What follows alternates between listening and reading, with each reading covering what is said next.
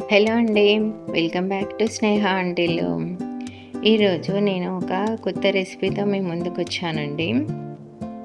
ముందుగా స్టవ్ మీద బౌల్ పెట్టేసి 3 గ్లాసుల వాటర్ పోసి పెట్టండి. తర్వాత ఒక చిన్న బౌల్ తీసుకోండి. దాంట్లో 1 కప్పు రాగి పిండి తీసుకొని పోయండి. పోసిన తర్వాత 1 గ్లాస్ వాటర్ తీసుకొని దాన్ని కలపాలండి. స్పూన్తో కూడా కలపొచ్చు, కానీ మనకి ఇలా ముద్దలాగా అవుతుందండి. అందుకని మనం ఏం చేయాలంటే చేయితో కలపడం వలన స్మూత్గా కలిసింది లేని తెలిసిపోద్ది. అలా కలిపి పెట్టుకున్న తర్వాత వాటర్ మరిగాక దాంట్లో ఈ మిక్స్డ్ రాగి పిండిని పోసేయండి.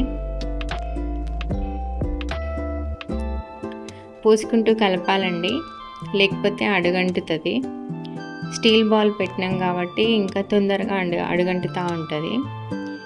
మీ దగ్గర మందపాటి గిన్నె ఉంటే అదైనా పెట్టుకోవచ్చు.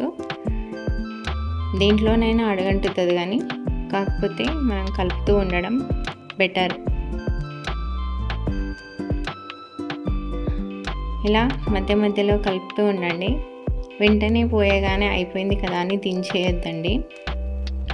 మినిమం స్లో మంట మీద పెట్టాలండి. 15 మినిట్స్ అయినా పడుతుంది.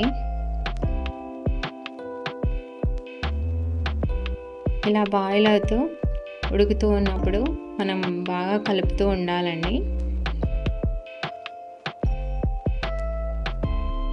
ఇది చూడండి, ఇలా కలుపుతూ ఉండడం వలన మనకు అడగంటదండి. లేకపోతే ఇలా అడగంటి నల్లగా మాడిపోతుందండి. తినడానికి ఇష్టంగా ఉండదు. పిల్లలైనా ఎవరైనా ఇష్టపడి తినరండి, స్మెల్ వస్తూ ఉంటుంది. అందుకని బాగా కలపండి. పిండి అనేది పోయగానే ఒక 5 నిమిషాల నుంచి దించేయడం వలన మనకి ఆ పిండి అనేది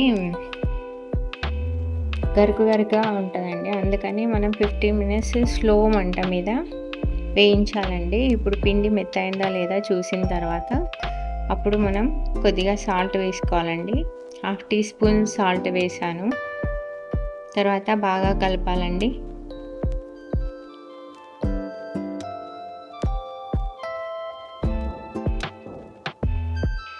ఇలా మంచిగా ఉడికిన తర్వాతనే మనం దించేసుకోవాలండి.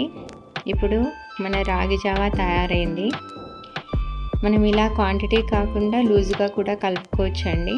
ఇప్పుడు మనం సపరేట్ బౌల్లో తీసుకొని 10 గ్రామ్స్ కర్డ్ వేసుకుందామండి.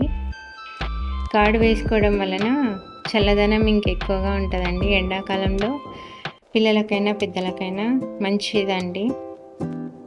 ఇలా పెరుగుతో ఎప్పుడైనా రాగిని ట్రై చేశారండి? నాకైతే ఎంతో నచ్చిందండి. ఇంట్లో ఇలాంటి రాగి జావ పిల్లలకు తాగించారా అండి? మీరు కూడా ట్రై చేసి ఎలా ఉందో చెప్పి కామెంట్ చేయండి. ఈ వీడియో మీకు నచ్చితే లైక్ చేసి, షేర్ చేసి, సబ్స్క్రైబ్ చేసుకోండి. థ్యాంక్ యూ అండి.